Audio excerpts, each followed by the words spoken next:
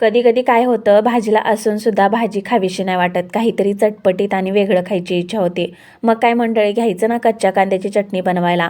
काय जबरदस्त चव आहे म्हणून सांगू, खरंच एकदा खाल तर पुन्हा पुन्हा बनवाल, अशी मस्त चव आहे. नक्की करून बघा. चला मग पाहूया अगदी 5 मिनिटामध्ये तयार होणारी ही कच्च्या कांद्याची चटणी. त्याकरिता मोठ्या वाटीमध्ये बारीक चिरलेला कांदा, टोमॅटो, कोथिंबीर, 2 ते 3 चम्मच असं जाडसर असं वाटलेलं शेंगदाण्याचं कूट टाकलेलं आहे. त्याचबरोबर घरगुती लाल तिखट टाकूया 1 ते 1.5 चमचा आणि चवीनुसार मीठ टाकूया. आता यामध्ये द्यायचा आहे गरम तेलाचा तडका, अगदी चरकन बसला पाहिजे बरं का. आणि झाली ना मंडळी तयार, एकदम साध्या आणि सोप्या पद्धतीने बनवली गेलेली ही कच्च्या कांद्याची चटणी. खायला जबरदस्त चव आहे बरं का.